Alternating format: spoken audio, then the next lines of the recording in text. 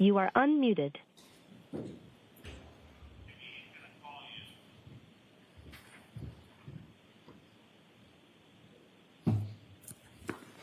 Now open and may be seated. All right, good morning, counsel. Good morning, Ms. Reed. And, all right, Mr. Lessie, I will hear you on your argument on the voir dire.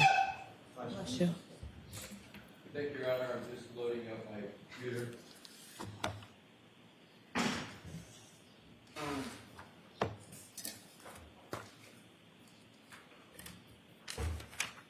Your Honor, I am going to address the Trooper Paul aspect, and then I'm going to address the Dr. Scorti-Bello aspect of Dr. Welcher. With regard to Trooper Paul, I would like to draw the court's attention to the following documents for the straightforward proposition that Dr. Welcher has not only reviewed, he has not only considered, that he has adopted. I went back and looked at the documents, and the basis for this is as follows.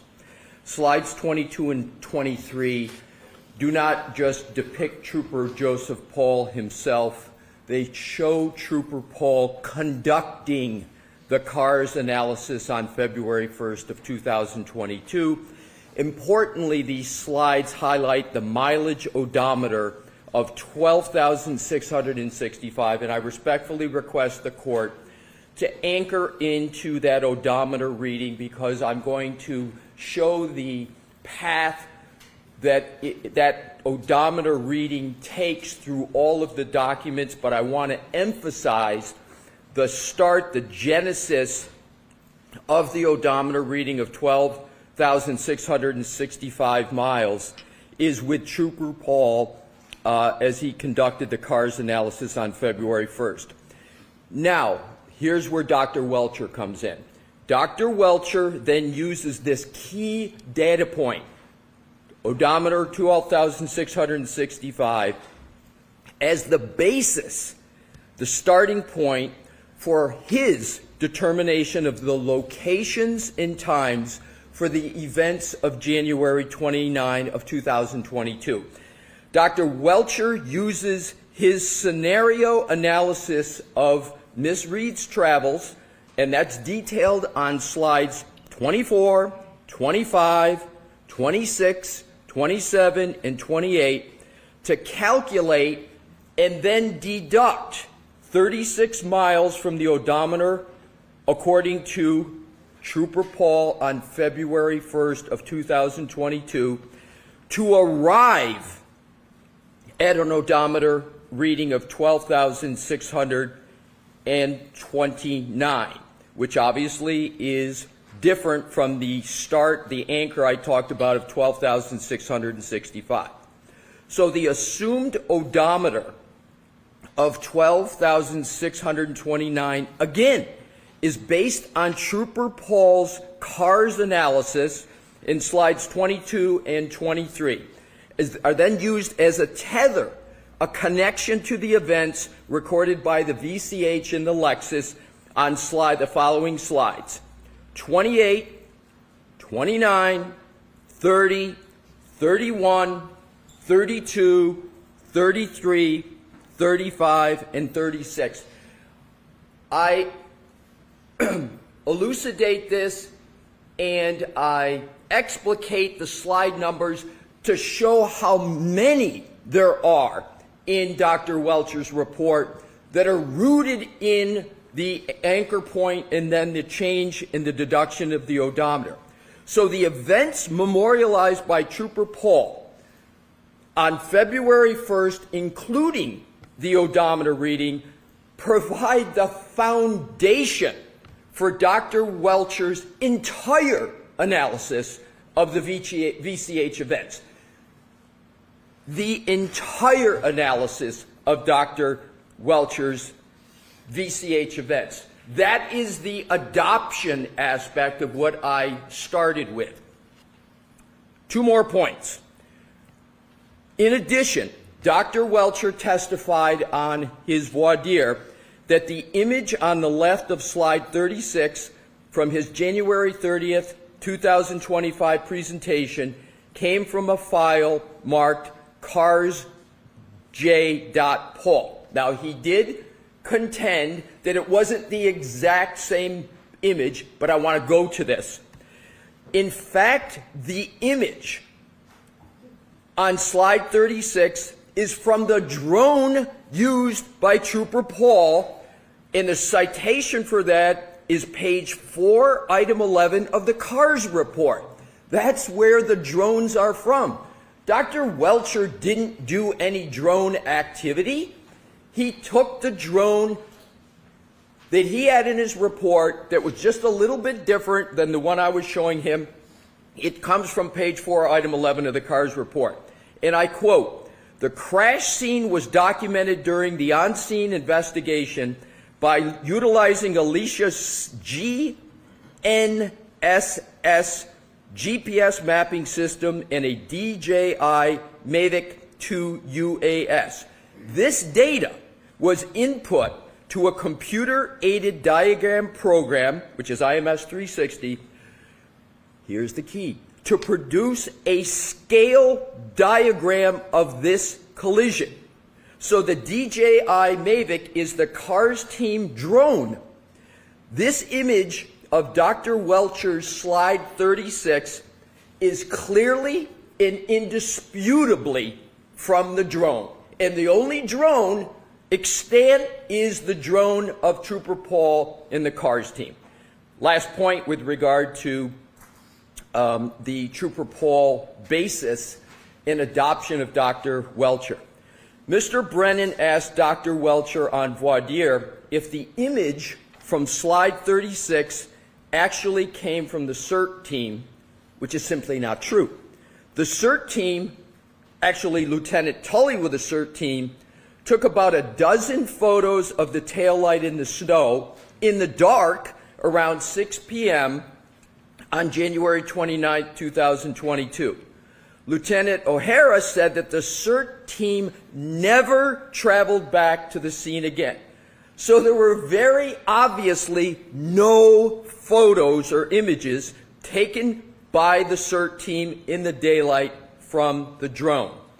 And I again refer to slides 22 and slides 23, where Dr. Welcher said it was more likely than not that it was Trooper Paul in those slides, but the point, whether it's Trooper Paul or not, is completely overwhelmed by what I just argued and presented as specific factual basis for a review, a consideration, and an adoption of the work of Trooper Paul. Unless Your Honor has any questions, I would now move on to Dr. Scorti-Bello. Thank you.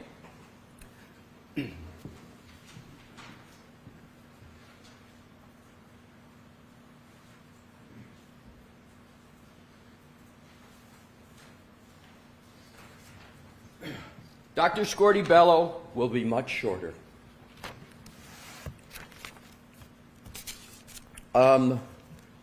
Mr. Woke, do we have the slide of the Dr. Scorti-Bello that was it's at the end of the slide presentation with her name on it?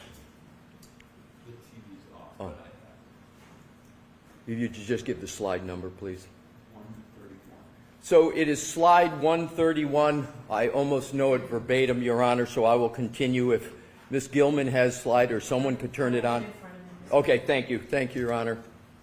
So with regard to slide 31, at the very top, and this again is a slide presentation of Dr. Welcher. So up at the very top, and so Dr. Welcher admitted that he not only reviewed the autopsy report, he admitted that he not only considered the autopsy report, he admitted that he adopted it, and I'm going to put adopt in quotes, to the extent that he used it in his slide presentation, and he actually, to show the depth of those three verbs, he's got in orange highlight under final diagnosis multiple skull fractures, base of skull, and cavallarium. He testified, obviously, about the rear wounds of Mr. O'Keefe.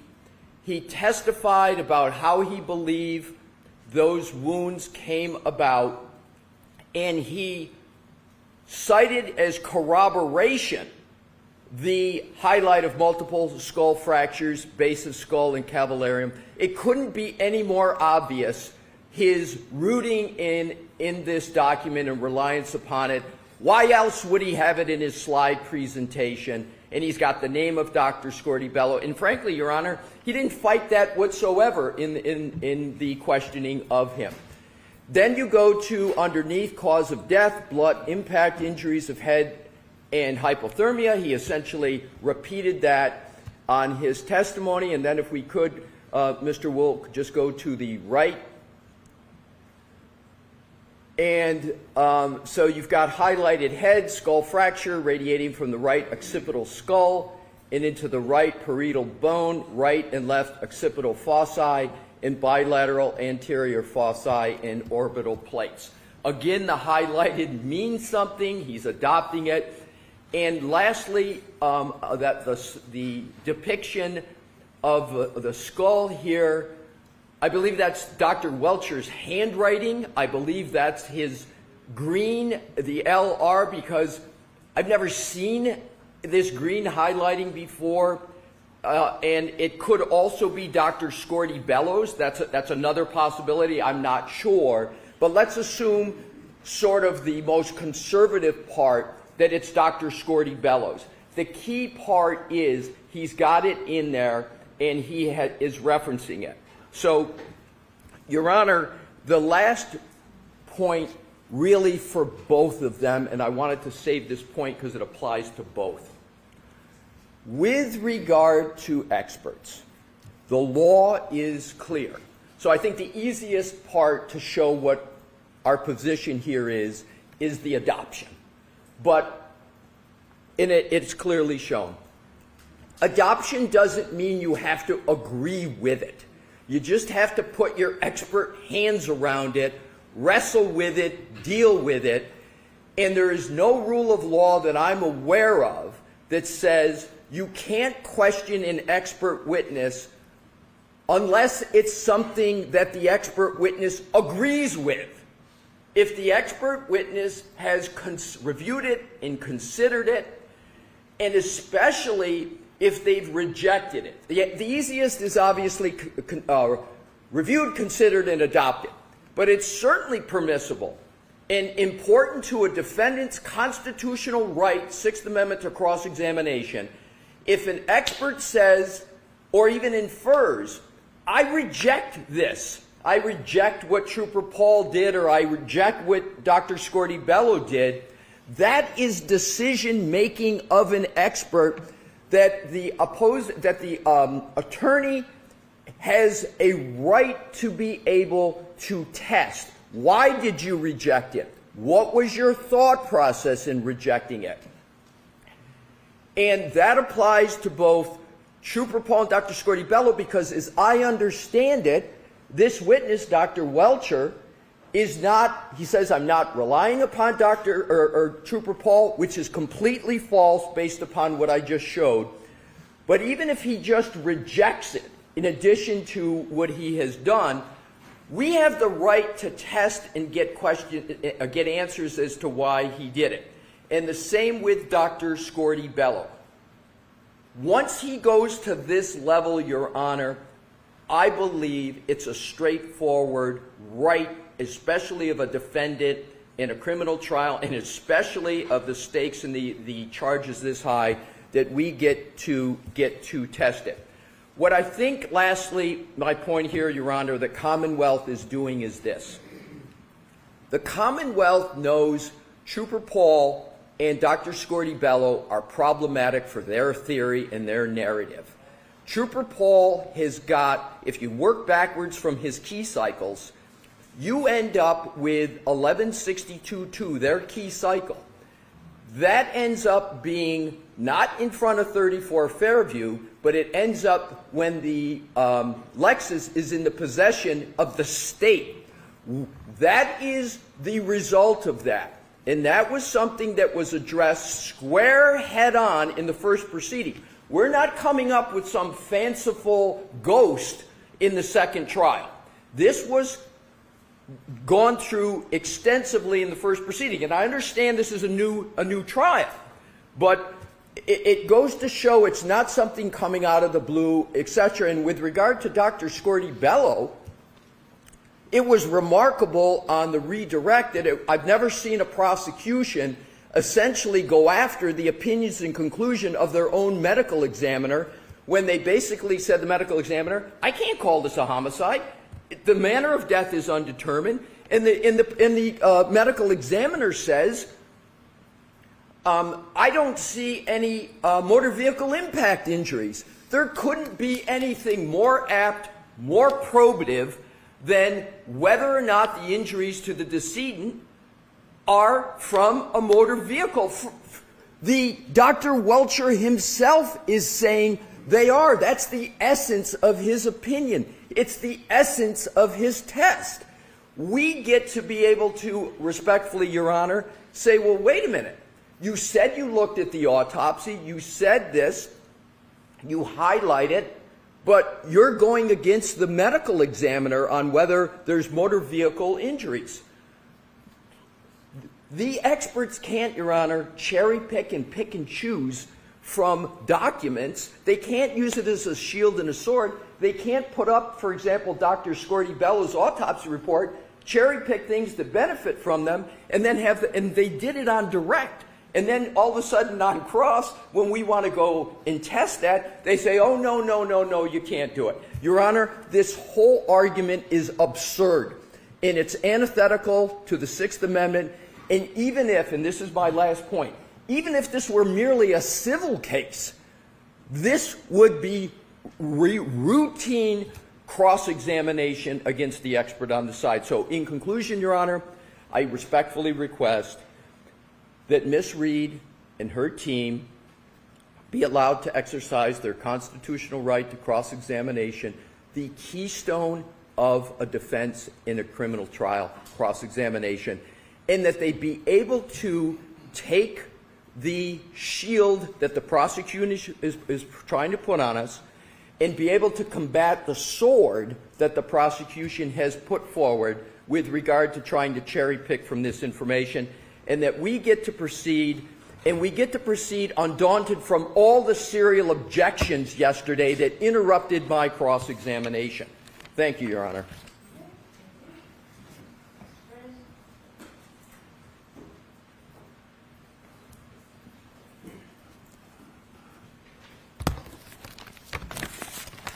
What arises from the litany of complaints by the defense is that there is no constitutional right to usurp the rules of evidence. There is no case law, as much as they urge the court and yell out the word case law and constitutional right and Sixth Amendment right.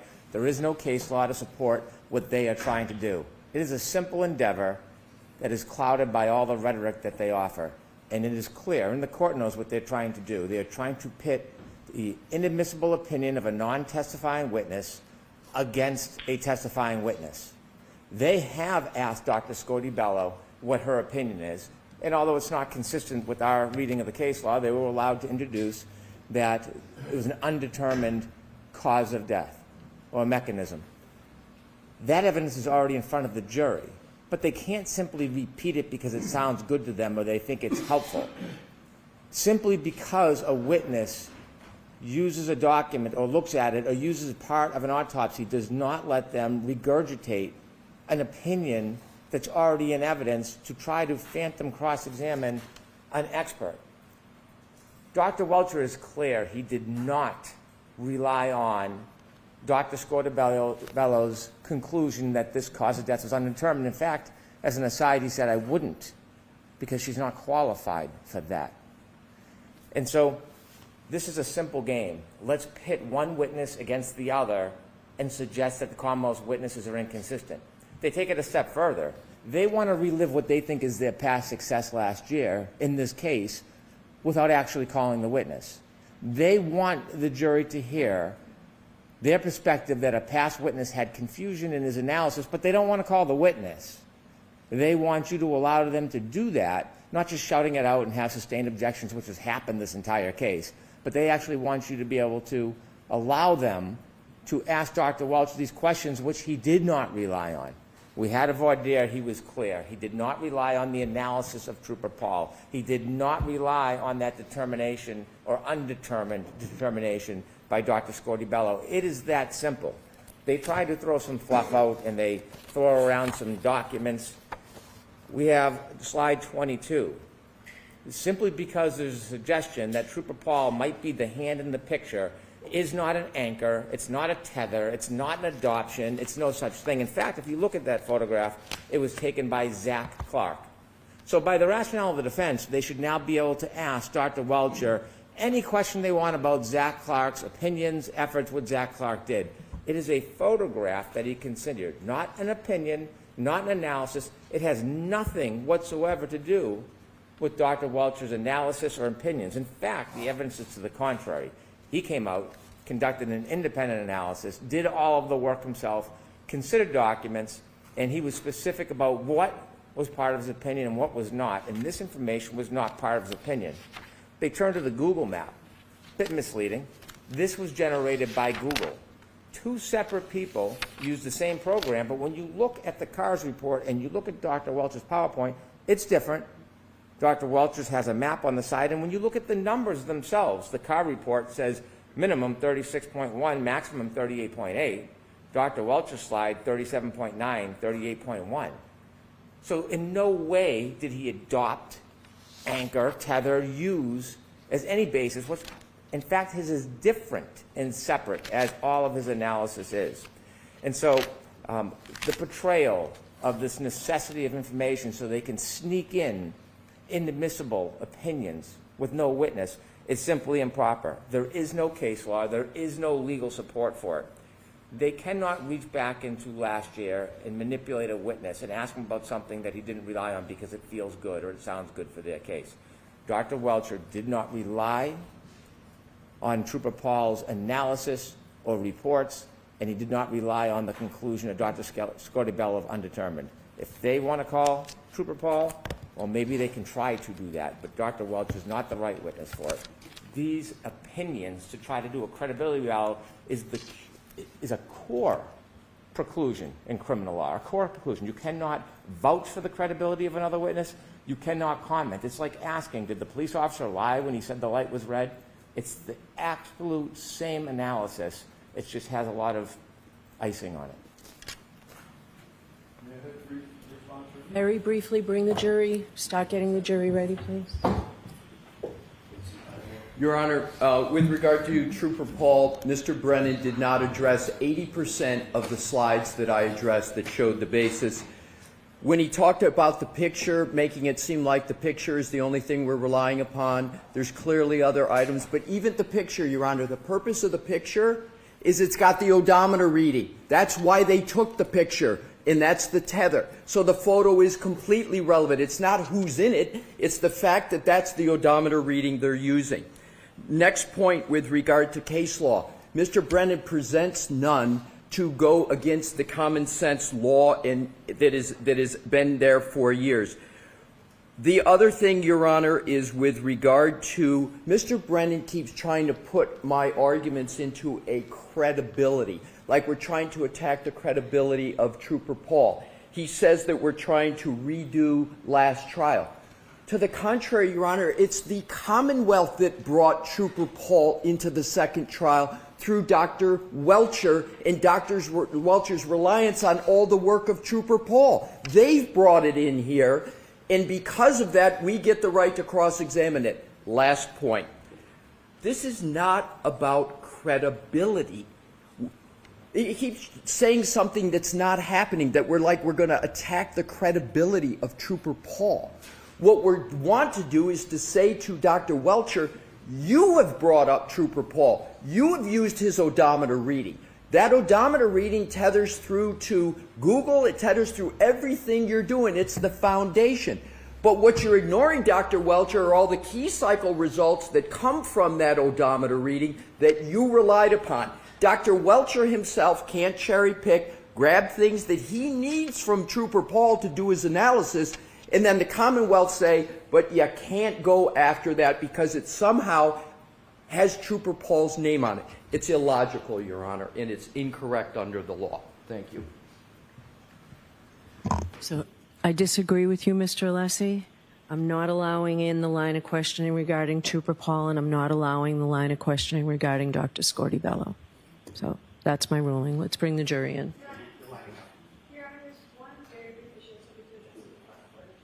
Well, come over here because they're on their way.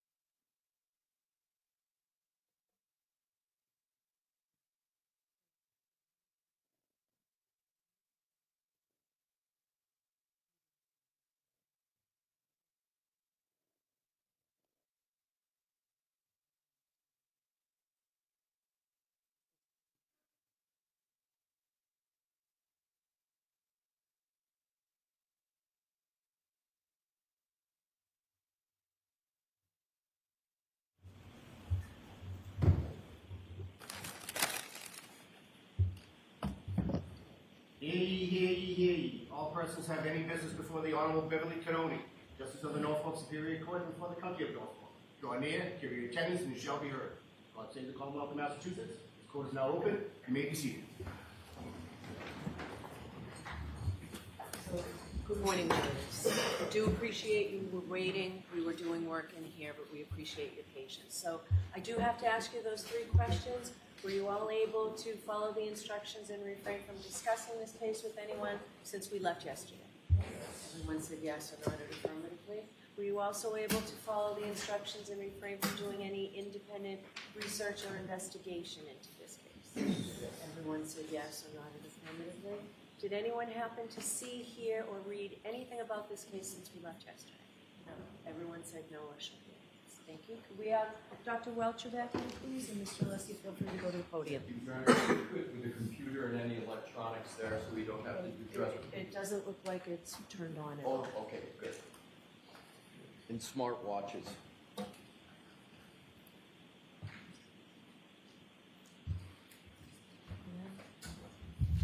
So this one. Sir, I'll remind you, you're still under oath. Thank you. Good morning, Your Honor.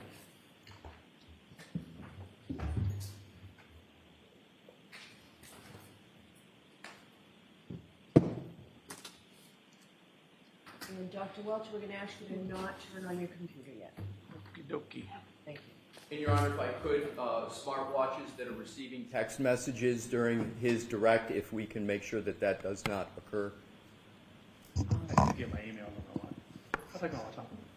Okay, or just don't look at your watch. I'll split it, okay? Okay. Thank you, Your Honor. Morning, Dr. Welcher. Good morning. Do you know whether there was glass found on the bumper of Miss Reed's Lexus SUV?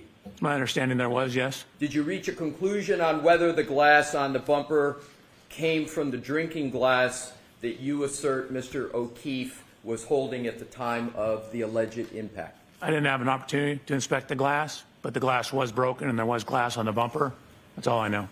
So you, as you sit here today, you have no basis to conclude that the glass on the bumper came from the glass that you depict as having been held by Mr. O'Keefe at the time of the alleged impact. Is that correct? Well, you're mixing a couple things. No, Dr. Welcher, So if you can just answer my question. I'm If trying I to. need to rephrase it, I will. I'll ask it a different way. Please. You have no basis, as you sit here today, to conclude that the glass on the bumper came from a drinking glass connected to Mr. O'Keefe, do you? Well, we have a picture of a broken glass at the scene. So I wouldn't say we have no basis. We don't necessarily have enough to conclude it's from it, though.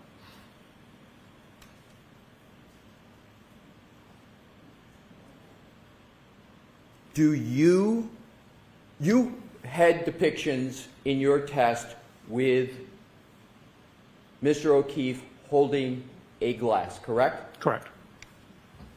My question is, you have no evidence to show at all other than, and I'm talking evidence, testing information. You're saying you have no evidence that shows that the glass on the bumper is not the same glass as you showed on your slides as being found supposedly at the scene. You have no test evidence that that's the same glass, do you? So again, the one I have at my testing obviously was not the same glass. We have pictures of a broken bar glass in the snow near where Mr. O'Keefe's body was. We have glass fragments on the rear of the bumper. That's the extent of my knowledge on the correlation between those two. So, do you said you reviewed the reports and testimonies of various Commonwealth representatives, correct? That's in your report. Correct, in the initial. In the initial, right, correct. And some of those reports included forensic scientists who work for the Massachusetts State Police, correct? I believe that's correct. And you put those in your report as documents that you reviewed, correct? Correct.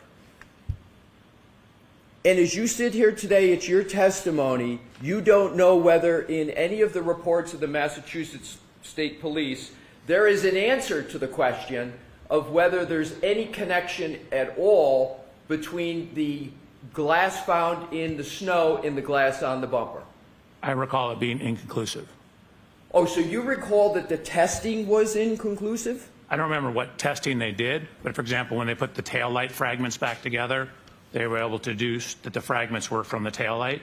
I don't think they attempted to do that with the glass. Assume that there has been testing of the glass on the bumper and assume that that testing conclusively determines that the glass on the bumper is not the glass that was found in the snow. Okay. Assume that. Okay. How would that affect your analysis? I'd want to know where the glass came from, but we still have a whole bunch of other elements. So I don't think it would affect the end results.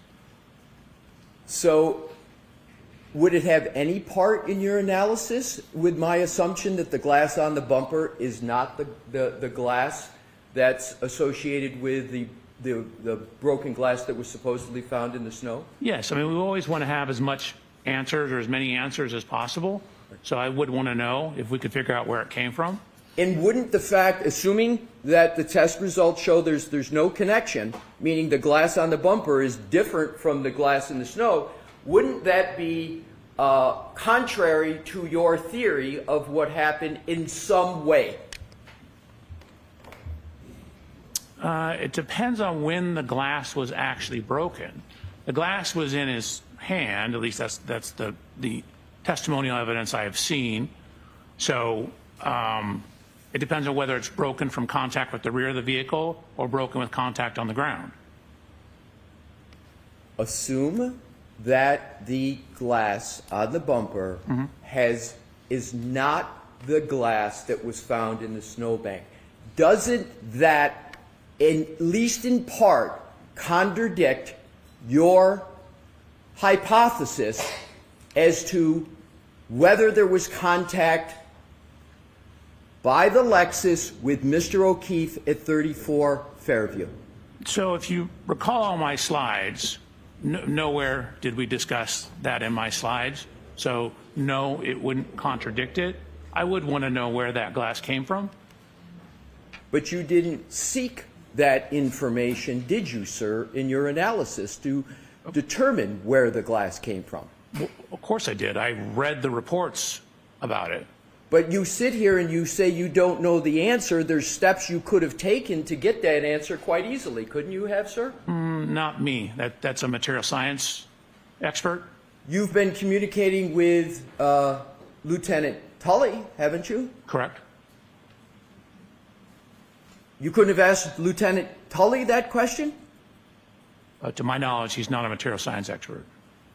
But could he have told you the result of testing on that glass on the bumper and whether it was any way associated with the glass found in the snow? Wouldn't that have been an easy question to ask him? Just, has there been testing, and if so, what's the results? Yes, but my knowledge from reading the reports was it was inconclusive. But you didn't read all of the reports, did you, sir? Apparently not. Let's turn to another topic, laser scans. Part of your analysis involved conducting laser scans of portions of 1 Meadows Avenue, the house of Mr. O'Keefe, correct? Correct. Those laser scans were used, at least in part, to answer the question of whether the collision between Miss Reed's SUV and Mr. O'Keefe's Chevy Traverse at 1 Meadows at approximately 5:07 a.m. on January 29, 2022, caused the right rear taillight of the Lexus to break, correct? Correct. And in that analysis, inches literally matter, correct? You want to get it as accurate as possible. And the reason why inches matter is because, and we're going to get to this, you try, and you did it in your slide presentation on direct, you tried to see whether the Lexus lined up with the Traverse such that there could be a break of the taillight. That was part of your analysis, correct? So the main part of the photogrammetry was to determine the speeds and the angles and the degree of overlap on the vehicles. And then we also looked at the damage from the video, or actually it's just where the snow was knocked off the rear of the Chevy Traverse, and document the height of that. You said the main part. I don't want to engage in semantics. I want to go to my question of, isn't part of the laser scan analysis to determine whether or not those two vehicles aligned sufficiently such that the Lexus could brake, the taillight of the Lexus could brake coming into contact with the Chevy Traverse. Wasn't that part of your analysis, at least in part? Yes. Okay. And in that analysis, inches literally matter, correct? It can, depending on which way you're going inches. So the Ring camera at One Meadows, you're familiar with that Ring camera, right? At Correct. One Meadows? That Ring camera at One Meadows was used as part of the laser scan process that you and your firm Aperture performed at One Meadows on October 2nd, 2024. Do I have the date correct? I believe so, but like the videos were not literally used during the laser scans. We took the laser scans, the video, combined them together in a process called photogrammetry. Okay, let's get this down to the fundamentals. You used, and that was my question, Your Honor, if we could publish the exhibit with regard to the Ring camera.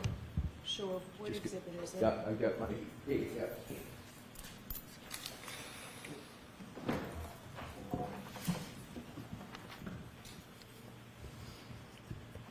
Dr. Welcher, you recognize that Ring camera as being at One Meadows. You discussed it, as a matter of fact, on your direct testimony, correct? Yes. Now, that Ring camera was utilized as part of your laser scan process, correct? It was used. So you're confusing laser scan and photogrammetry. The video, the laser scanners are together used in the photogrammetry. The camera and the laser scans are not used necessarily with each other. Was that Ring camera used for any part of your work? Absolutely, the photogrammetry. I just need to be able to finish my question, sir. Was that sorry. Ring camera used for any part of your work at One Meadows on October 2nd, 2024? Yes. And it was used for what purpose? In the photogrammetric process, to establish the position and dimensions of various things in the video. So then we could go back and overlay the vehicles and track the tracks in the snow, as well as look at the damage to the vehicles. Right. So this was used to, as a basis, not the only one, to establish dimensions of the other work that was done in analysis at One Meadows, correct? Correct. You can take that down, Mr. Wolk. You know that the Ring camera at One Meadows, in existence when Aperture did the work on October 2nd, 2024, was different than the Ring camera that was in existence on January 29th of 2022, the date where you went through to see if those two vehicles align. Is that correct? The cameras are different. That is correct. And you know that the cameras are different, and you knew that as part of your analysis, correct? Correct. Did you document the differences between the two cameras as part of any work performed at One Meadows? Yes. And did you measure any differences there might have been between the location of the newer Ring camera from the older one that was in existence on January 29th of 2022? No. What we did is use the current Ring camera in conjunction with the old Ring camera, and with the laser scans, we're able to, again, map the points onto the scene. That's why I showed you the report from the photogrammetry software that reported our error. Sir, my question was just measurement, not your process. Oh. Did you measure the difference I don't believe so. between where the old camera was and where the new camera was? No. It was angled slightly more to the right, though. How would you know that if you were not retained on January 29th of 2022? How would you know where the original angles were? Because when you look at the first camera, the one on January 22nd, it's here. The new one is slightly over to the right. That's an eyeball approximation analysis. That's not a measurement, correct? Well, I don't know that we actually measured it, but we accounted for it and corrected for it. But you can see, for example, what the original one shows, for example, to the left-hand side, compared to what the new one shows to the left-hand side, and it's angled more to the right. Sir, you have experience with Ring cameras, correct? I do. And I think a lot of members of the public have experience with Ring cameras. You can move just the camera portion ever so slightly and change significantly the angle of the camera, can't you, what it captures? Just a small turn. Potentially. Right. Even a millimeter turn can make a change. A 2 millimeter, a 1 inch can make a significant change with regard to what the camera captures, correct? Could, sure. So, did you measure whether the newer camera that was present on October 2nd, 2024 was installed to the left? And I'm talking measure. To the right, to the top, or the bottom relative to the camera that was there on January 29th of 2022? So we solved for the camera position. I'm asking if you measured, sir. Oh, no, we didn't measure. So let's talk about some other differences with regard to cameras and Ring cameras. Different Ring cameras can have different levels of distortion, correct? Potentially. Cameras, well, are you saying that all Ring cameras have the same level of distortion? No, but again, they're mass produced, so you could have some that have the same exact distortion. You could have some that have different. And you don't know the comparative distortion between what I'm just going to now refer to as the old Ring camera that was there January 29, 2022, and the camera that you saw on October 2024, which I'll refer to the new camera. You don't know the difference in the distortion between those cameras as you sit here today, do you? So we know enough information that if the distortions had been different, our errors would have been too high. And so the fact that our errors are within acceptable, are what's called an RMS error, we know that the distortions are similar enough to give us accurate measurements. Sir, that is speculation. That is not data. That is not a measurement. You didn't measure the distortion, sir, did you? Of the cameras, you didn't have the old camera to do it.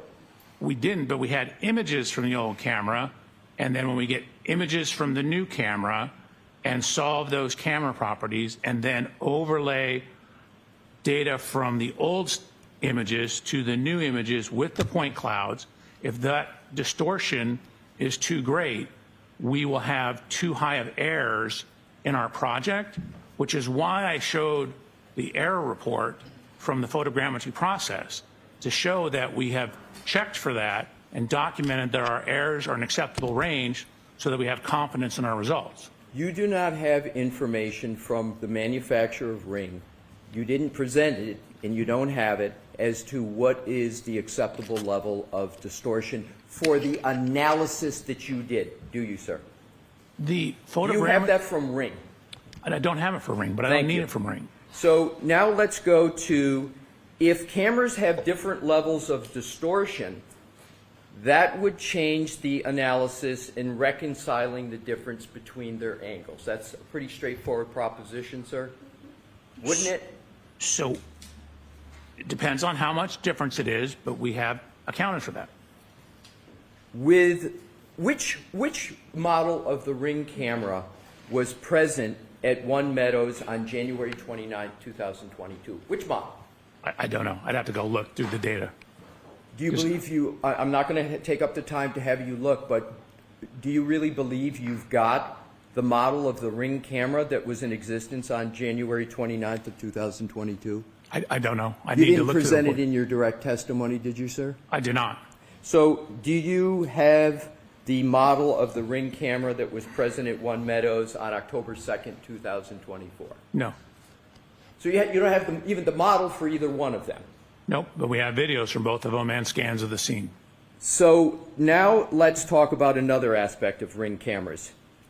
They have mechanisms, as I was talking about earlier, that allow the user to adjust the camera angle, correct? Correct. And do you know whether there was a difference in the camera angle between the two cameras? Yes, as we already discussed, there was a slight difference in the But angles. you don't have a measurement of that, right, sir? Correct. Okay. But we accounted for it. So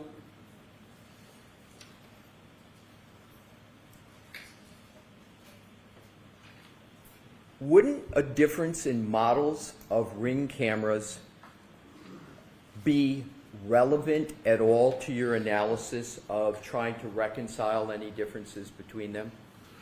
So if you have video from both of them and you have laser scans with three-dimensional geometry of the scene, you can go in, and it's called a reverse camera analysis, and solve for the distortion properties. The scans give you the real-world dimensions. So once you know the real-world dimensions, you can then go in, you can go in and then solve for the camera lens properties based upon the real-world distortions. So for example, if there's a little bit of bending at the end, the laser scan data will show that, and you can correct for that knowing information about the laser scanner. I'll or ask the laser scan data. I'm sorry, I thought you finished, sir. I'm going to ask the question again because it's a narrow question. Wouldn't knowing the difference in the models be relevant? That's all I'm asking. Wouldn't it be relevant to your analysis of reconciling the differences to them? Wouldn't No. it be relevant? No. So you think the different models are irrelevant to any process you occasioned at one? It's irrelevant. So the analysis of the video itself is more important than the models? I'm not asking if it's more important. I'm just asking, would it be relevant? No, I don't believe it'd be relevant. Now let's go to another aspect of the cameras. Are key parameters in a camera that the software needs to know focal length? It is? Is imaging size something that is an important parameter in a camera? Yes. Are sampling characteristics an important parameter in cameras? Can be. Is the principal point, you understand that concept, sir? Is that an important parameter in a camera?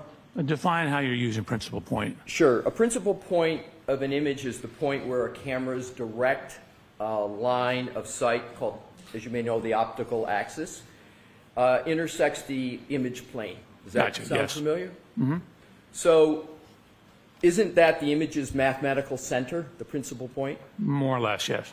And for high accuracy photogrammetric work, it's important to know if the lens is mounted centered over the image sensor due to the small manufacturing variances, correct? Could be important. And if the principal point is the center of the image. Okay. That's relevant. So doesn't that affect the mathematical calculation of the light ray geometry? It could. So the variance in manufacturing between cameras is a known issue. Do you agree? I do. There's small manufacturing variances that affect one of the key components of the fundamental parameters of the camera, namely the principal point, right? Correct. Did you perform the camera calibration of the camera in place in October of 2024? Yes. So within photogrammetry, we calibrated the photogrammetric analysis to the camera. Did you address the principal point in that calibration? Do you have documentation that you addressed that important factor, the principal point? So the checking of the RMS error in the software takes into account, sums up all the potential errors in the measurement, which would include that. Okay. Sir, You know the importance of all of these topics because the output of all the work Aperture did at One Meadows, almost all of it, springs from that camera, correct? It starts there. Okay, it starts there. And if the starting point is wrong, then where you go from the starting point is going to be at least potentially wrong, correct? Potentially. Would you agree that Ring cameras have a swiveling mechanism so that the user can adjust the camera angle? Some do. Do you know whether the camera that was in existence on January 29, 2022 had a swiveling mechanism? I believe it did. Believe? Do you know? I do not know for a fact, but you- those style of Ring cameras on the surveillance have adjustability that includes angle. But you don't know whether the camera that was there, the specific camera on January 29, 2022, had a swiveling mechanism or not, correct? Correct. And do you know whether the camera that you saw in October of 2024 had a swiveling mechanism on it? It did. And where did you document the fact that it had a swiveling mechanism? I think we have photos of the camera. Did you document it in writing, and did you document the tolerance of the swiveling mechanism? No. Let's go to, and again, all of the camera, this camera that you use is the starting point for your laser scan and photogrammetry process, correct? Correct. All right. Let's go to another topic. On your direct testimony, as I recall, you stated essentially from various information that you lined up in the video, and we're talking about the lining up of the Lexus with the Traverse. And this is at One Meadows. And so, as I understand what you did, sir, is you took what are called point clouds, 3D images, created them for the Lexus. You took created 3D images, synonym point clouds, of the Traverse, and then you attempted to line them up to determine, among other things, whether they would align sufficient so that the Lexus could line up and potentially hit the Traverse such that the tail light of the Lexus could be broken. Was that at least part of your analysis? That was part. There was more. So, you showed a slide, a few slides, and with your Honor's permission, what I'd like to do is to start with slide 90. All right, do you have any problem with Dr. Welcher keeping his printed copy that he was using? I have no problem with the printed copy, Your Honor. So, I'm sorry, what slide again? 90. Your Honor, my printed copy tiny. Okay. Can I Can pull it you up? see the, Yes. Yeah.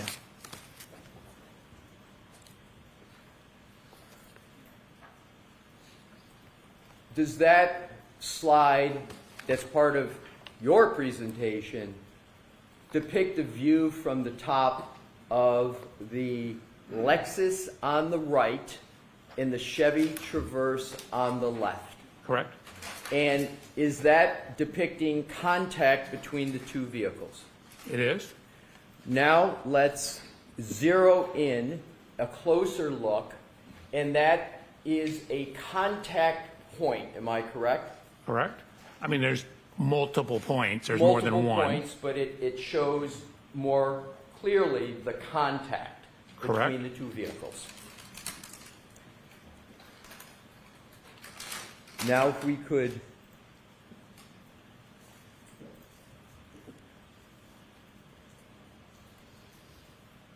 the next,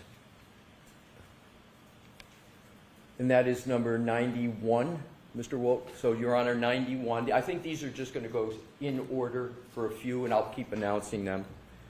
So, this is 91, same vehicles, just a different viewpoint. Is that correct, Dr. Welcher? Correct. This and the next I slide. just want to stay I know. with this one. I just Hold on a asked the second. question, does it show the contact? Right. So go ahead and answer now. and you can finish your- This slide and all the other slides, we're trying to show the angle of contact, but because it's two-dimensional image, you're losing some perspective. For example, here you're seeing the chrome piece on Mr. O'Keefe's Chevrolet, which is on the right. You're seeing it obviously behind where the Lexus is. So we were trying to show it at a whole bunch of different angles to try and illustrate the degree of closeness or lack thereof. All righty. So Thank you. is it correct that on your direct examination, you said in sum and substance, we looked at the degree of overlap, and there's only about a 2 to 3 millimeters of overlap between the vehicles? Is that what you recall saying on direct? That is correct. And that you stated that that supposed 2 to 3 millimeters of overlap was insufficient to cause the tail light of the Lexus to contact the rear of the Chevrolet. Do you recall saying that? That's correct. Now, I would like you to look at that. This is from your slide presentation. Is that not showing contact between the two vehicles? Oh, it absolutely is not. What you're seeing is a portion of the vehicle that is behind the area. Keep in mind the angle, the Lexus is angled off to the left. So the area that you see here is actually, in this case, in front of where the taillight is. This is why we tried showing it from a whole bunch of different angles, because when you try and take a two-dimensional image and look at it, you see stuff in the background. So and again, this is why in the computer, we overlaid them, looked at the measurements, in the computer where you don't have this, we have the three-dimensional measurements, and it does not hit. Where did you show in your slide presentation what you just said, that it doesn't show in overlap? So Where? it shows a contact. It definitely contacted, I'm sorry, Mr. Reporter, down below here. It does not show a contact here. So to answer your question, all the next slides were our attempt to do that. So all the next slides is your answer. We're going to go to those next slides. So just to be clear, you're saying that that depiction does not show any contact between the taillight of the Lexus and the Chevy Traverse. So the upper taillight, just to be clear, because the lower taillight is much closer. Well, it's not only much closer, it's in contact, isn't it, sir? It's very close. It's probably within an inch of being in contact. Oh, so you state that even the lower part of the taillight is not making contact? So, again, maybe there's a photo we could show or a scan. That is on the rear of the vehicle, and it contacts on the corner, which is just around, so maybe like an inch or so in front of it on the corner.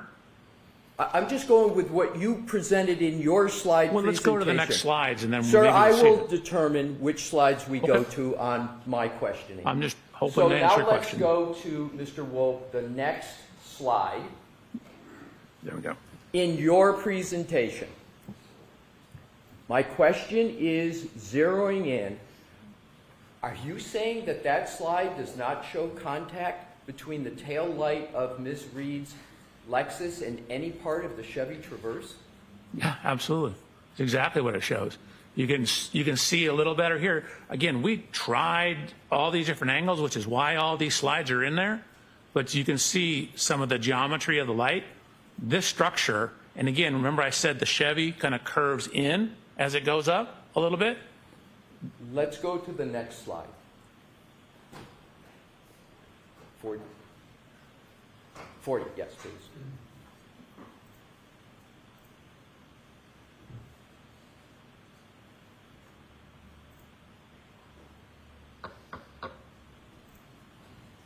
Is it working? 41, Your Honor. All right, thank you. One moment, Your Honor. That's Exhibit 41? No, I have a question, because that's not my slides.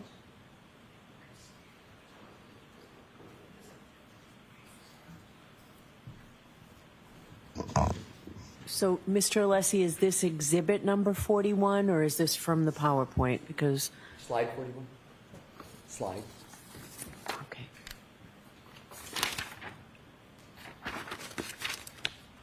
Yes.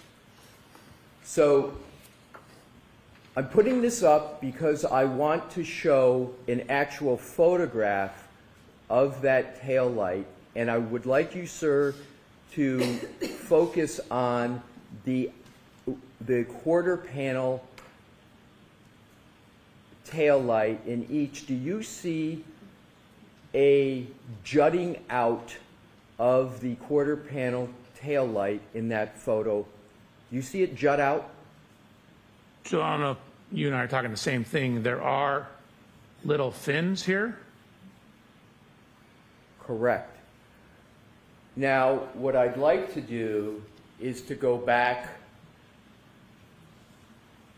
to the depiction we were just looking at, and that depiction doesn't show the jutting out, does it? No, it does. Those are actually more on the side of the vehicle. You can't see them in this image. Correct. You But- can't see them. Hold on a second. I wasn't finished. But Sir. they are 100% there. We actually did special hand scans with a hand scanner of the taillight to put it back on to the vehicle. You say they're 100% there, but you can't see it in that depiction, can you? The jutting out that you could see in the two-dimensional one we just saw. You can't see it. I can't see who's behind that wall because it's being blocked by something. I can't see on the side of the taillight because it's on the side I can't see. It's being blocked. Sir, my question is simple. You cannot see the jutting out of the tail light in this depiction, can you? Correct. Okay, now let's go on to the next question in this topic. You could have easily solved what you consider to be the issues you had with trying to show it lining up, couldn't you, sir? You had an easy solution for that. I took the best solution. I'm not sure what You you're had referring to. 3D images, correct? I did. You could have shown and measured 3D images to get almost the exact contact point and almost the exact dimensions if you had just used the 3D images that you had available to you. Isn't that correct? That's exactly what we did. When I went through the video analysis, I showed you how we overlaid the point clouds, the 3D scans, on top of each vehicle. So we took the, I'm sorry, we took Sir, the vehicles. please don't interrupt. Hold on. Your Hold Honor, on. he keeps referencing my hand and saying I'm doing something when I'm not, and I think that's distracting to the jury. So- I'm not interrupting Hold him. hold on. Let the witness answer the I question. am. I'm just holding my hand like this, Your Honor. He keeps saying that I'm doing Mr. something. Alessi, please. All right. Go ahead, finish the answer, Dr. Welch. Again, in the photogrammetric analysis, I showed the video. I showed how we overlaid the point cloud on top of the video. That proves that the way we solved it, correct camera characteristics, matches. Otherwise, that would be distorted. We overlaid the scans of the Lexus into the photogrammetric analysis. We overlaid the scans of the scene into the photogrammetric analysis. We overlaid all that stuff into the analysis. We did exactly what you're suggesting. You could have easily addressed this issue by the following. If you really believe there was no contact or not sufficient contact, you could have produced a graphic that shows a gap between the two vehicles. A graphic, couldn't you? That's not a graphic. What is that? Sir, I get to ask the questions, and you are to answer them subject to the judge's ruling. So my question is, couldn't you have created a graphic that That's- would have better shown the issue that you are creating or talking about today? That's my question. Couldn't you have created a graphic? We did. We created a whole bunch of graphics. You called what we just saw a graphic? Yes. Well, if there's a gap, why isn't there then something that shows a clear gap? because when you have the angulation of the vehicles, you have perspective. When you're looking at it, even if you do a top down, you see everything projected onto a single flat plane. So you can't tell the height of things. So when you see things in this dimension, you can't necessarily see depth of things. So you lose in two-dimensional images, you lose one dimension depending on which way you're looking. That's why I showed it from all these different angles to try and show exactly what you're saying. We had graphics to do that.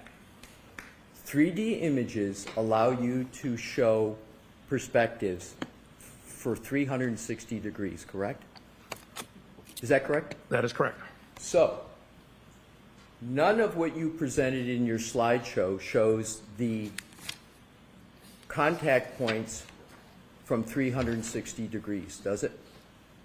I don't understand your question. Are you asking if I showed it at every single, I went through 360 slides that showed it at every single degree? Sir, let's move on. I think I've made the point. So I'm going to strike the comment, Okay. Mr. Leslie. Dr. Welcher, let's go to the next topic.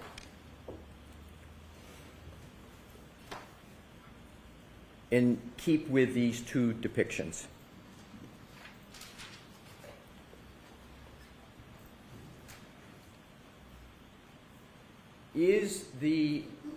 Are these two images point clouds or 3D images? Are these two? Those are one and the same thing. They're yes. I would use them as synonym. Which term of the two do you want to use? Point cloud or 3D images? Both are fine. It's a 3D image composed of points. Whichever. So let's just call them 3D images so we Okay. can do this more quickly. The Lexus and the Chevy Traverse that are depicted there are both 3D images of those vehicles, correct? Correct. And Aperture created the 3D images, correct? Correct. Sir, did you do these scans and did you personally create these images? No, one of the assistants at Aperture did. So you're speaking about what somebody else did at Aperture, correct? They were doing it at my direction. And for example, the Lexus scan, I showed the photographs. You can see the gentleman that works at Aperture, Mike Morelli, was scanning them for me while I was doing the rest of the inspection. And then the hand scanning of the rear tail light was done by another engineer. I was out there with him doing it, taking measurements. And then same thing with the Chevy Traverse. My question is, you didn't do the creation of these 3D images, did you? The individual images, no. All right, so let's go to these individual images. These are 3D images, is that your testimony? Yes. Let's look at the tail light. Okay. That's not a 3D image, that's a Photoshop, isn't it? Nope. Oh, so it's your testimony that that tail light is a 3D image? That absolutely is a 3D image. The way you can tell is when you get up near the chrome, because lasers don't like shiny objects, you start to get a scatter. So see all these dots here? If that was a photo, you wouldn't have these dots. Let's go to the Chevy Traverse. Let's, Mr. Woke, zero in on the content, yeah. There's grain on that tail light, in the tail light. That's a 3D image of a tail light, isn't it, sir? They're both 3D images. Well, I just want to stay with one. That tail light is a 3D image, and one of the ways you can tell is because it's got all that grainy material on it, correct? Correct. Now let's go back, Mr. Woke, to the Lexus. Let's now go to the bumper. But do you want me to explain the difference? No, Okay. thank you. I would like to go to the bumper. Do you see any the predominance of any grainy image on the bumper? There's a little bit. So, for example, when you get near edges, it has a hard time with edges. I'm So sorry, the bumper cover. right. See the bumper cover up above? This whole thing is the bumper cover. That's the step pad. That's the rear body panel or the rear deck lid. I'm talking about the step pad, sir? Just the step pad of the bumper? Are you asking about just from here to here? Correct. The bumper step Can we pad. zoom in on it? Pardon me? Can we zoom in on it? Sure. Do you see any? Yeah, I see graininess. Let's go over to... Right in here, you can see it all through here. You see it through here. Well, I'm talking about the step pad, not the entire bumper. I'm just talking about the step pad. Right.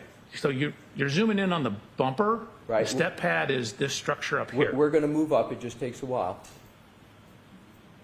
So your testimony is that is a... Can you zoom in more? That's... You would like it zoomed in? Yes, sir. Sure.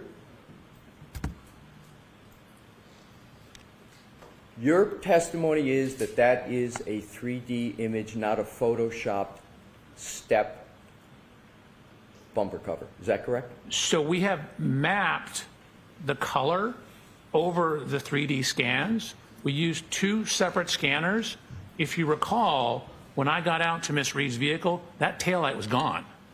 So we had to replace the taillight. Talking about the bumper cover, not the taillight.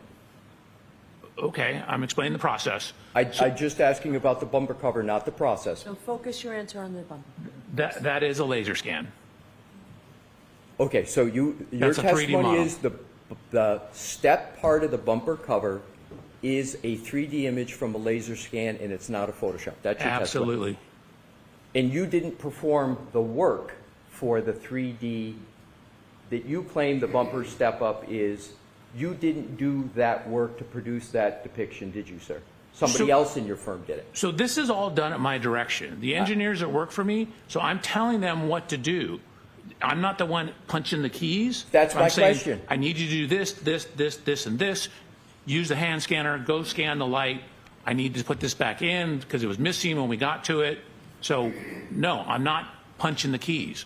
Okay, so Okay? Come on over, please.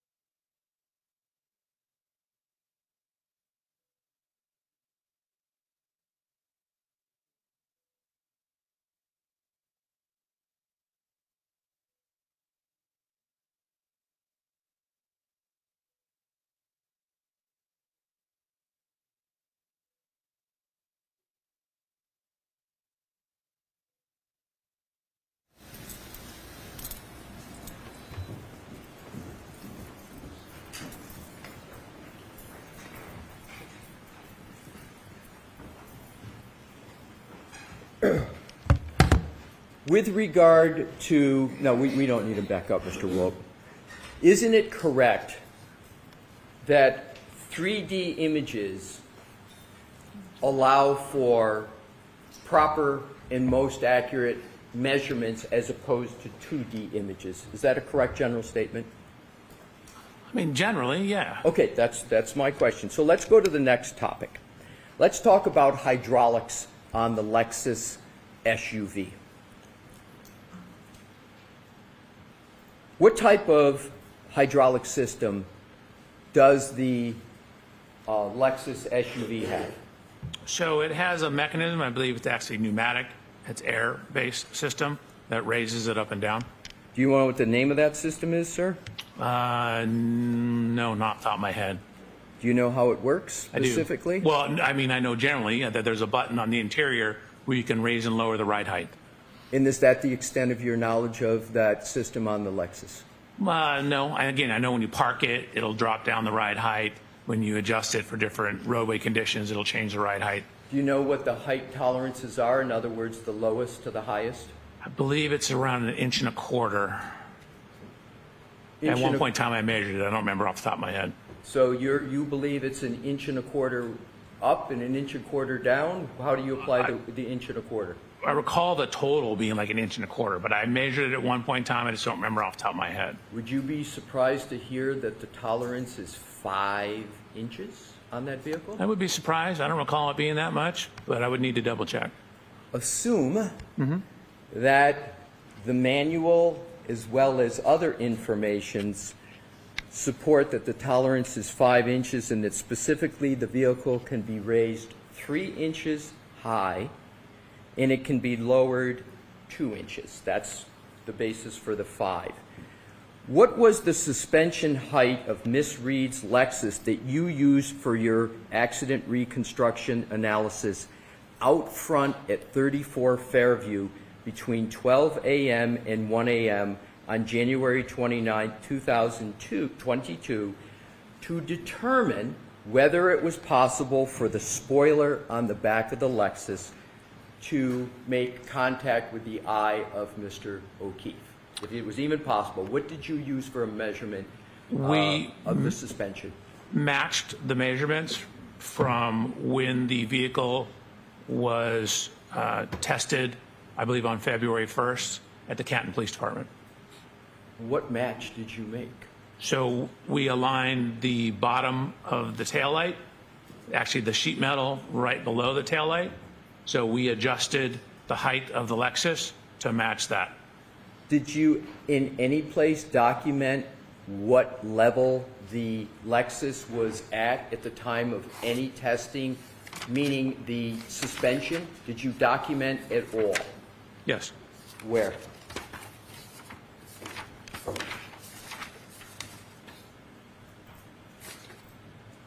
Slide 107. Can we have slide 107, Mr. Wolf?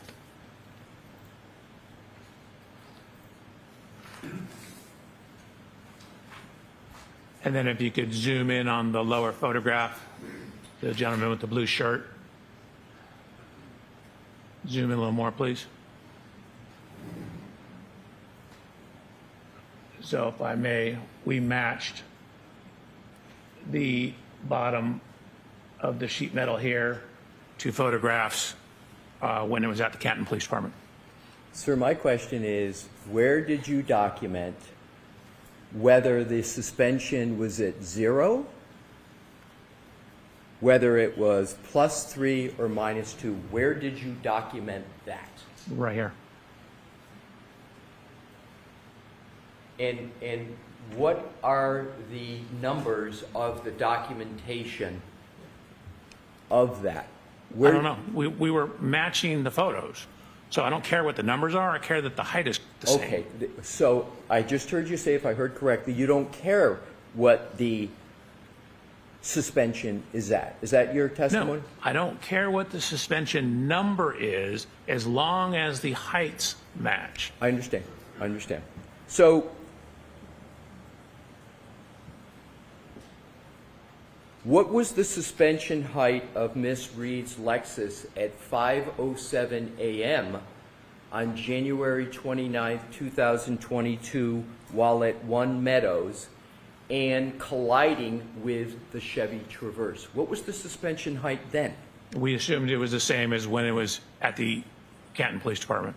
Exactly. You assumed, but there's no measurement like was just on that depiction. There was no note that said, okay, we're doing this very important and inches sensitive measurements to see whether the tail light on the Lexus makes contact with the Traverse, but there's no measurement and no documentation of what the suspension height was at One Meadows, correct?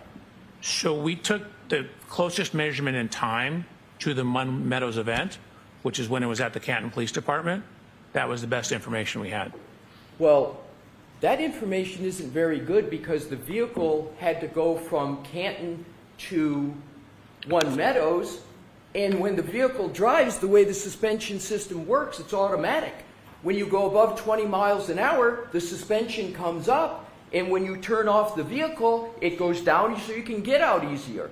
So it would be improper to assume that the suspension at One Meadows would be the same at another location. That's the only, sorry. Was there an objection? No. Go ahead and answer, please. That's the extent of the information we had. We had it when it was at the Canton Police Department. That's- We matched that height. Sorry, Sergeant. I understand. But actually, you brought up a good point. It's going so slow when it's backing up that it wouldn't raise up. So the static position when it's backing up would be the static position. But it wouldn't be going in backup from the Canton Police Department to One Meadows. It wouldn't be going back up when it's going in other locations, sir, right? It would be driving forward. It had to get from point A to point B. Right, but as you pointed out, when you turn it off, it drops down, and then you turn it on, and then once you go above 20, as you indicated, it goes up. But when she's backing up, she never goes more than a couple miles an hour. So it's going to be at the same position as when you start, which is approximately the same position when it's off at the Canton Police Department a couple days later. Do you know whether the suspension system locks when there is testing of the infotainment system? Whether the suspensions, I don't know. Okay. Let's go on to the next topic. You're aware of the vehicle control... Excuse me, Your Honor.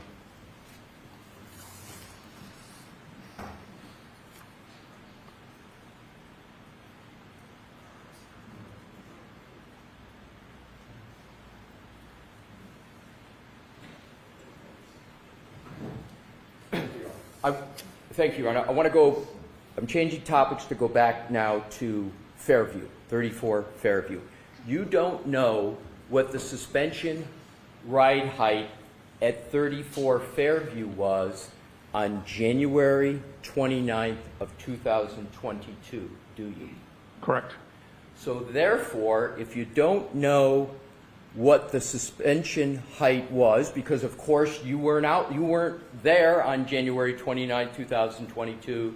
Therefore there's no measuring stick, as you say, you assert that you would have accounted for it in your methodology. So you don't have the suspension height for that key day, do you, sir? I only have it 2 days later. All right. So when you talk about key measurements, such as the spoiler on the top of the Lexus and the inches that are important as to whether things such as is there a contact with the front eye, you don't have some data that would be relevant to that calculation, the sum data being the suspension height of the Lexus at that time, do you? So we have some data. We have photos of the vehicle 2 days later. We don't know the exact height outside because, as you alluded to, we don't have a measurement on January 29th of it, but we do have it 2 days later. That's the source of the measurement. You don't have the suspension height or the setting of the suspension of the Lexus that existed on January 29th, 2022, do you? Correct. Now let's go on to another topic.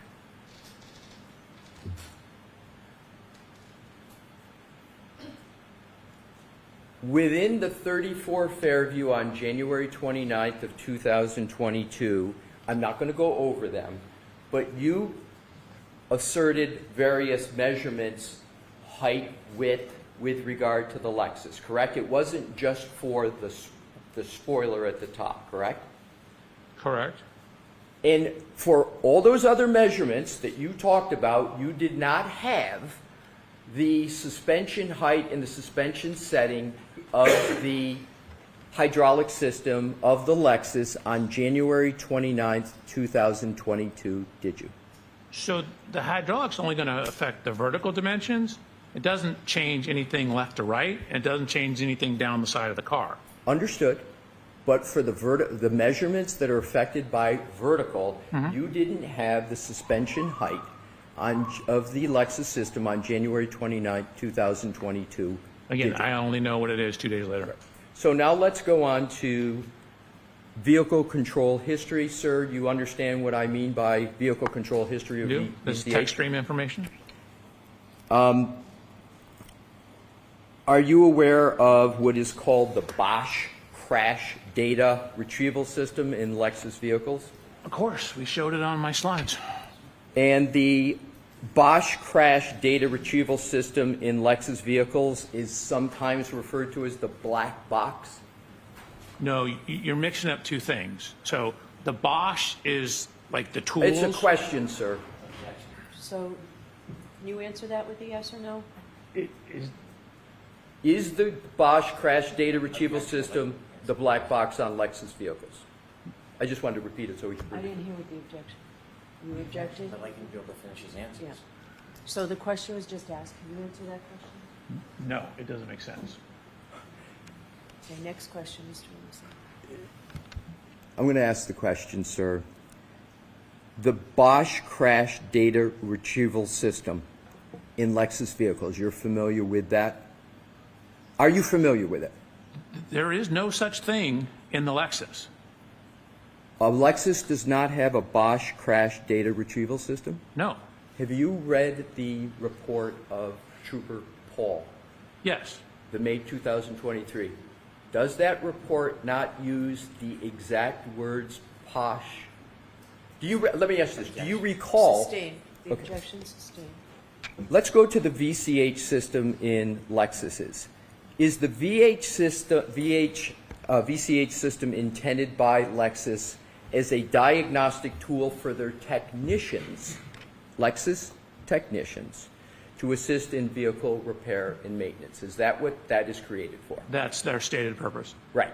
And is a synonym for VCH TechStream? Sort of. TechStream, similar, like Bosch is the hardware and software to access the black box data. TechStream is the software to access, for example, the pre-collision system, the PCS system, and the VCH, which is the vehicle control history. So TechStream which does a lot of other stuff, but does access that information. You just mentioned Bosch, didn't you, sir? So Bosch is not in the Lexus. You use Bosch stuff sold by Bosch, Bosch software and hardware, and you walk up to the Lexus with all the Bosch stuff and plug it in and download the event data recorder, the EDR, the black box. That was my problem. There is no Understood. Bosch stuff in the Lexus. I understand, sir. That was going to be the question that I was trying to get to, but you've explained it, so I don't have to answer the question. Let's go to the VCH database that you say the stated purpose is to assist technicians at Lexus in vehicle repair and maintenance. So I didn't say that was a stated purpose. I'm saying that's what Lexus or Toyota says is a stated purpose. It's being used in litigation all the time. All I know is that's what Lexus and Toyota says, but again, it came about right when we started seeing all the sudden accelerations in the Toyota vehicles. So my question is the VCH database specific to Toyota and Lexus vehicles? So it's not a database, it's software. Is the software specific to Lexus and Toyota, the VCH? Those particular acronyms are, yes.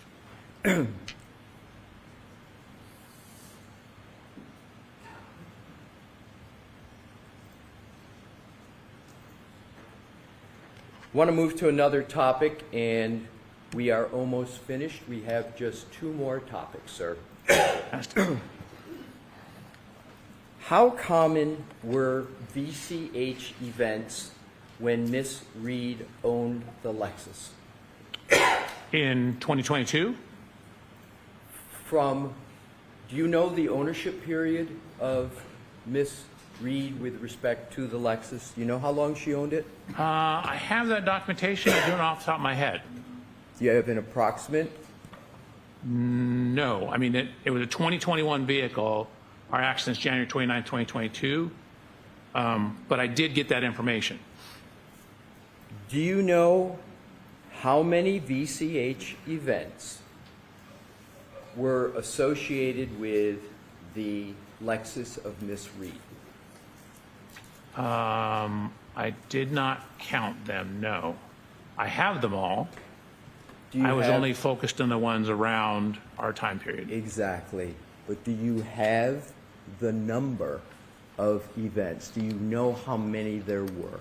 I could get it for you. How long would it take, sir? 3 minutes? Why don't we come back to it? Okay. And we'll see if it's... How about I start this so that we don't have to wait for it to boot up? And then when we come back to it, it's ready to go. You As okay long with as that? that's all you're looking at, sir. Yep. Thank you. And then pick your head up, please, so I can finish these two Please, topics. go ahead. So how often were VCH events recorded on the Lexus before January 29th of 2022? Man, I have to pull this data up. Fair to- enough, fair to enough. answer that I question. assume that's going to be in what you're also pulling up. That's the goal here.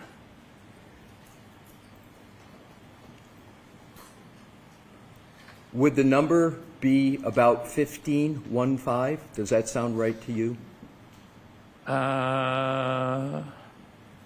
Let's see. 1, 2.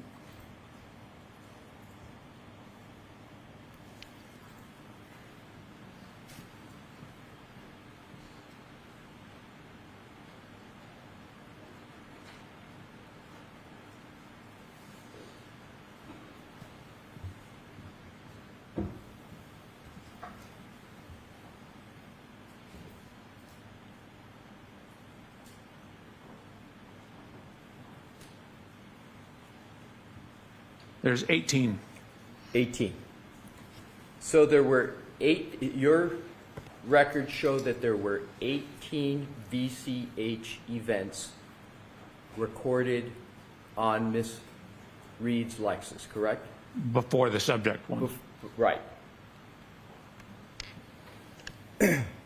Did you conclude that any of those events, other than the 1162-2, were a collision? No. Now let's go to reverse recorded events. Can you tell how many of those 18 events were reverse recorded events? And you know what I mean by reverse recorded events? Yes. The vehicle going in reverse? Right. How many of those events were the vehicle going in reverse? And this is before. 4. Other than the... He asked No, you, I said is this before. before? Yes, I'm sorry. Oh, I would have to pull up the PCS file. Could you start that and I can continue on with the questioning? I got to. So the PCS file is I have a second laptop that Here's has what I'm going to touchscreen. do. That's not important for me to keep going and get through it, Okay. so let's just stay on the events, okay?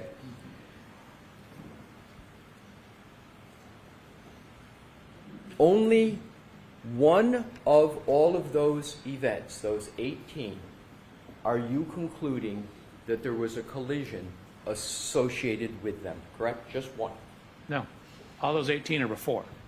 The collision's number 19. No, I'm saying, I understand what you're saying, but for all the other events that are recorded, you're not, other than the January 29, 1162-2, you're not concluding that any of those were collisions, correct? I didn't look at them. They were so far mileage away from everything. But you're not concluding, even though they were so far away and you didn't look at them, you don't conclude from the information you have that any of them were a collision, correct? Sustained. Let's go to 5:07 a.m. on January 29, 2022 at 1 Meadows, the home of Mr. O'Keefe. Okay. There was a collision between Ms. Reed's 6,000-pound Lexus and Mr. O'Keefe's approximately 4,500 Chevy Traverse. That's undisputed, correct? They collided, they made contact. They touched. Right. But the actual collision at One Meadows did not register the recording of an event on the Lexus VCH system, did it? Correct. It's too minor. So, however, you want this jury, sir, to conclude that the glancing blow that you contend occurred at 34 Fairview Road by the same 6,000-pound Lexus in contact with a mere 216-pound man did register an event on the Lexus, correct? No. The impact didn't register the event. As I pointed out, the trigger was from when the accelerator pedal went to 30%.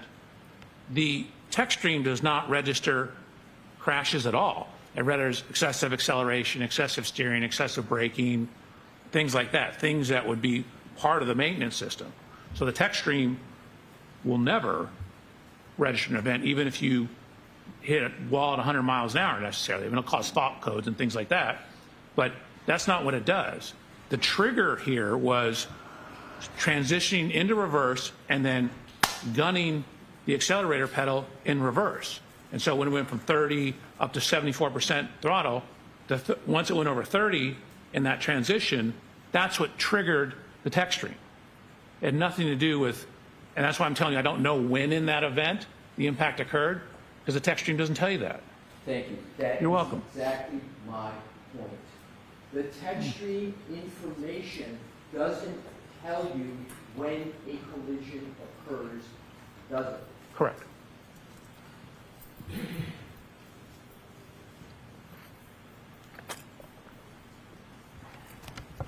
That's all the questions I have at this time, Your Honor.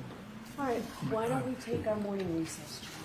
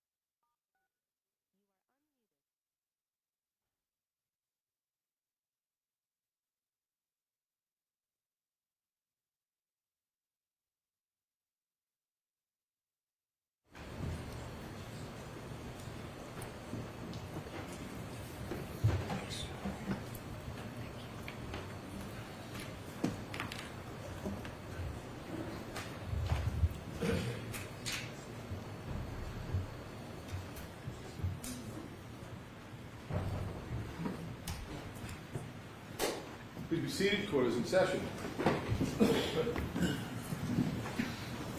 Can you redirect, Mr. Brennan? Thank you.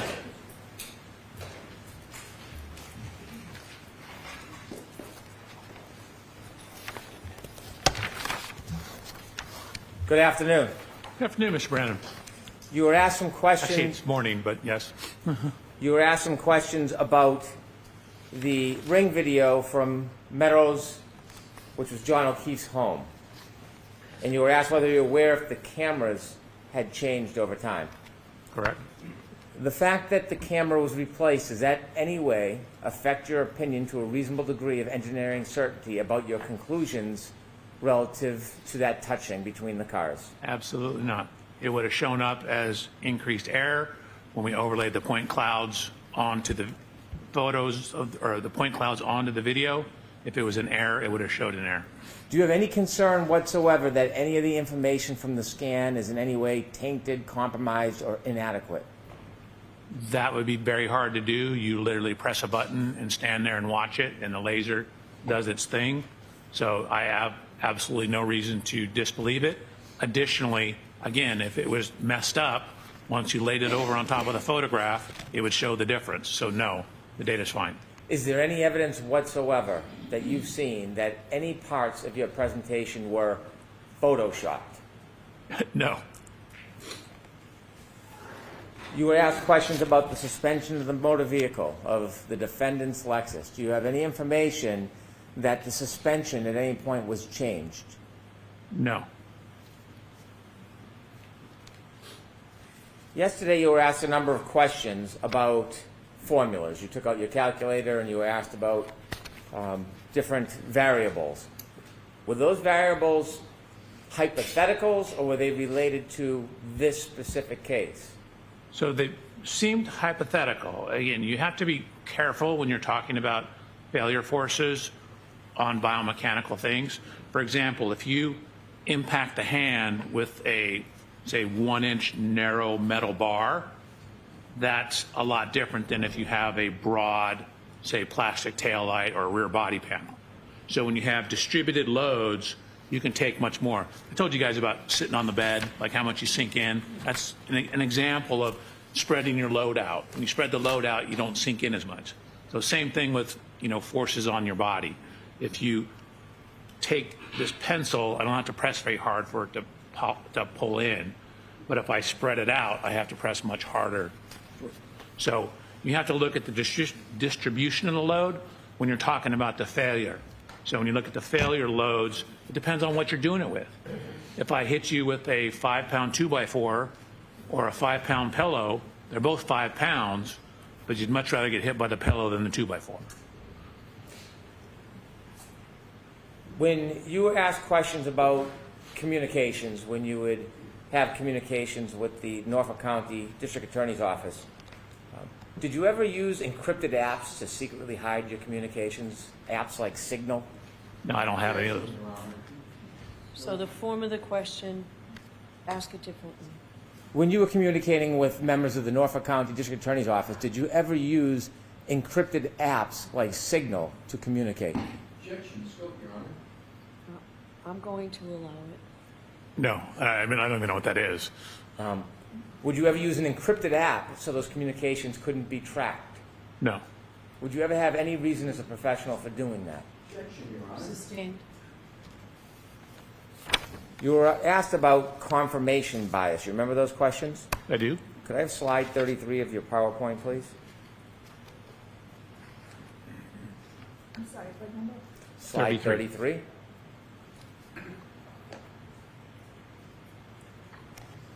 Give me a second.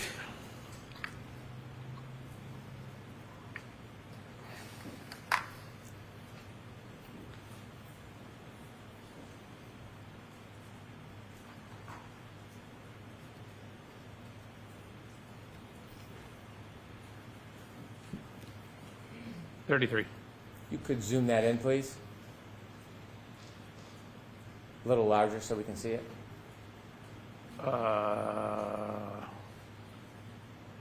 I cannot do it with one monitor. You can't do it any closer than that? No. Not since I took down, oh, hold on. Oh, here we go. Which part do you want me to zoom in? Ms. Gilman can zoom in for you. Sorry? Which part? Ms. Gilman's going to do it for you. Oh, there you go. Perfect. If you could zoom in, please. Okay. On shift position signal, going forward, then neutral and reverse, does that data suffer from confirmation bias? No, that's strictly electronic data. When we look over at the vehicle speed, can we go to the left a little bit?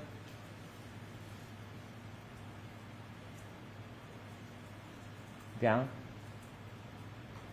Vehicle speed ending at 2361 miles per hour. Does that suffer from confirmation bias? No, again, these are direct readings from the vehicle. Again, that speed on this here, you have to correct for the slippage, which I do later on in the slide, but that is a direct reading from what the speedometer is seeing. Acceleration at the end of that 10-second window, 74%. Does that suffer from confirmation bias? No, that's a direct reading of a sensor. That's objective information. I have no further questions. Thank you. Wow. Anything, Mr. Lessie? Your Honor.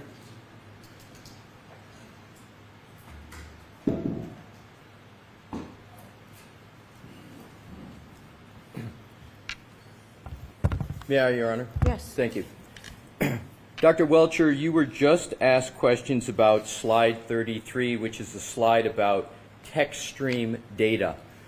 You acknowledge that text stream data, what you have called a trigger, like was on that slide, does not tell you if a collision even occurred, correct? Correct. With regard to the topic of confirmation bias that you were just asked about in slide 33, am I correct that all of the questions that Attorney Brennan just asked you were about data on that slide, correct? All that's on that slide is data, correct? Now, he asked me more questions than just this slide. But were the questions just about data? On this slide, it was just about data. Correct. But confirmation bias is really aimed at opinions and conclusions and alternative hypotheses. Isn't that what confirmation bias gets at? So, generally, yes. Again, I started this case with It was the just a question. hypothesis. Go ahead, sir. Go ahead. With the hypothesis that the Lexus didn't contact Mr. O'Keefe. And so I start what's called the null hypothesis, that this didn't happen. And then I look at evidence to either include or exclude the null hypothesis. So theoretically, my confirmational bias starts with a bias that it didn't happen.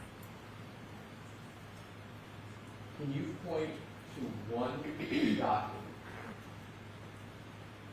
that shows that you analyzed whether there was no contact between the Lexus and Mr. O'Keefe? Can you point to one document? Was there one document on your slide presentation, for example, that analyzed the null hypothesis, as you call it, there being no contact at all? Was there any slide in your direct testimony?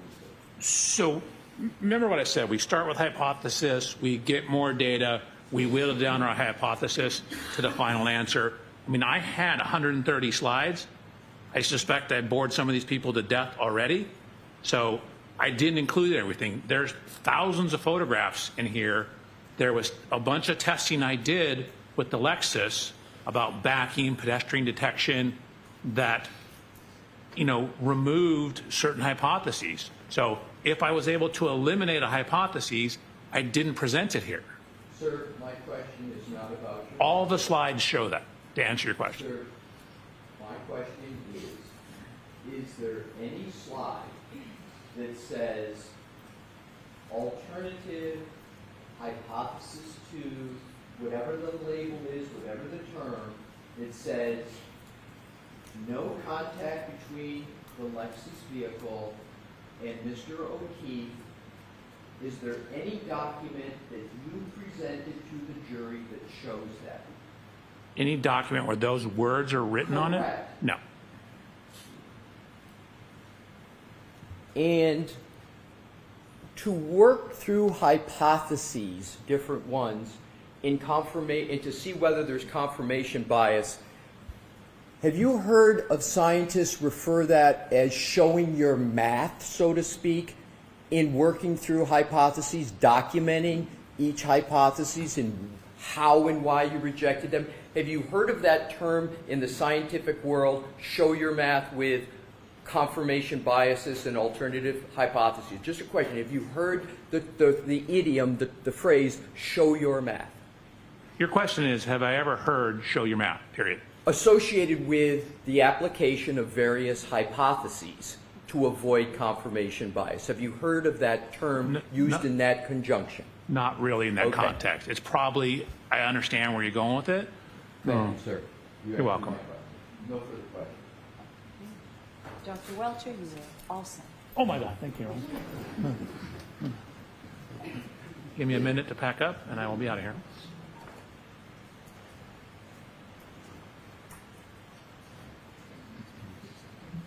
Oh, I am plugged in, yes, thank you.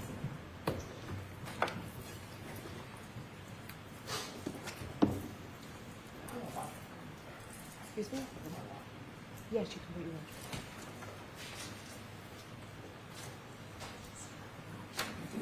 Thank you.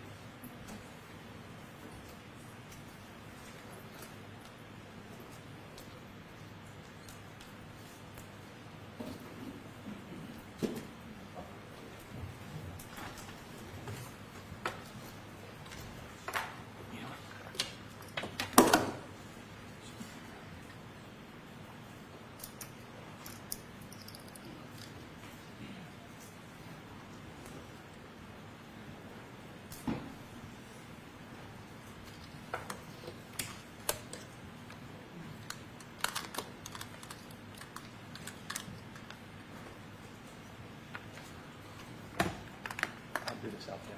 May I step down? Your Honor? Yes, you can. Thank Pleasure you to very meet you. much.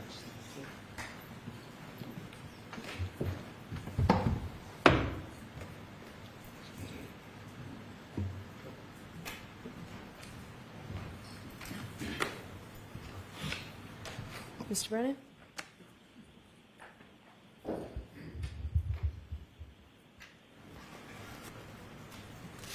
Commonwealth moves to introduce and play clip 26.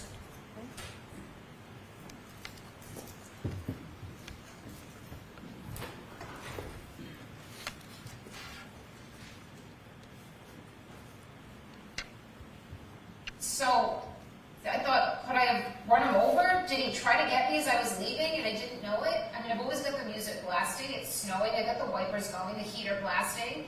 Did he come and hit the back of my car and I hit him in the knee and he was drunk and passed out and asphyxiated or something?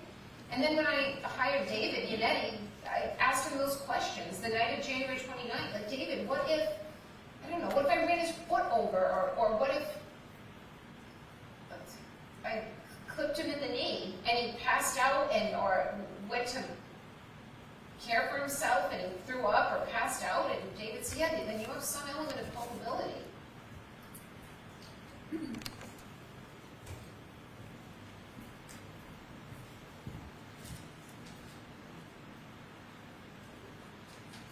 So the 207?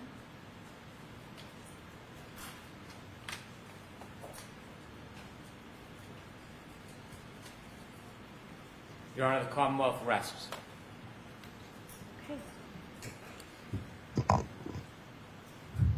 Does counsel want to see me?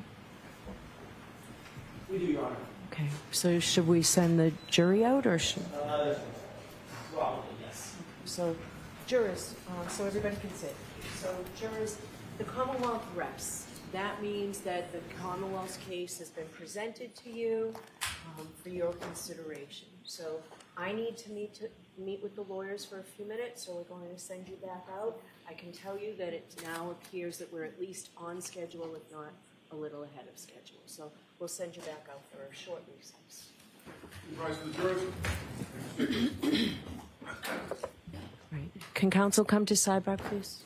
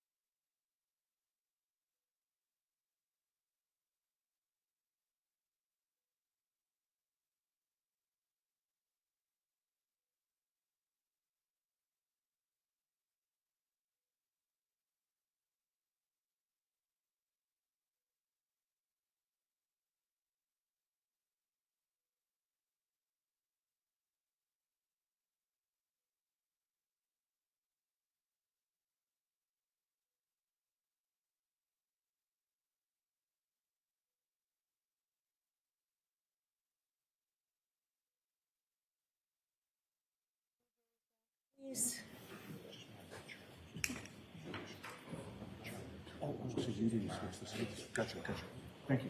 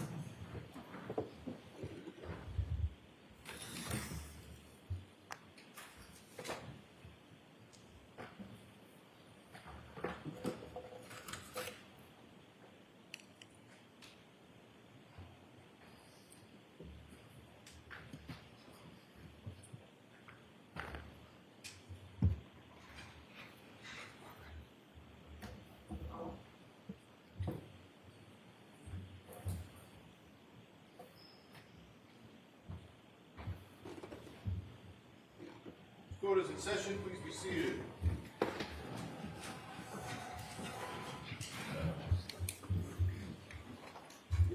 Right, so jurors, we all, it happens several times a day, doesn't it?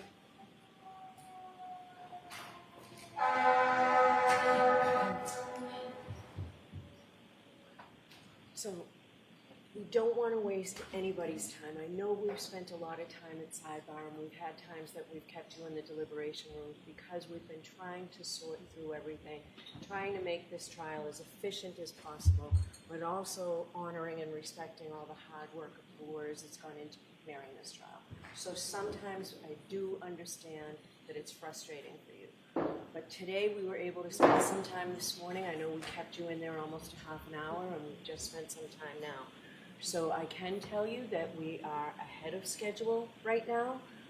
I still need to talk to the lawyers about something tomorrow morning. So we're going to send you home now and have you come back tomorrow morning at 9:30, because today I know we kept you until 9:30, and it doesn't make any sense where I already know I need to talk to the lawyers tomorrow morning to have you here for a 9 o'clock start. So tomorrow will be a full day, and we'll have you here ready to start at 9:30. Okay, so those same cautions.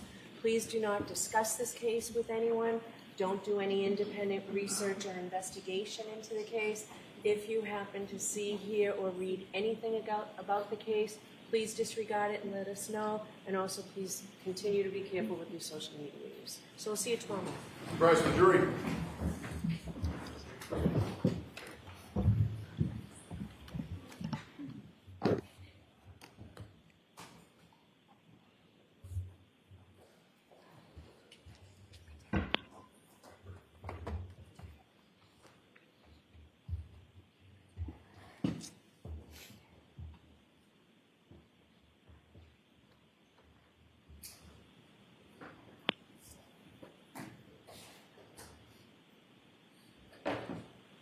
All right, so Ms. Little, if you can get me whatever you're going to get me within the next hour, so that would be great. And I'll see everybody tomorrow morning at 9 o'clock. Thank you.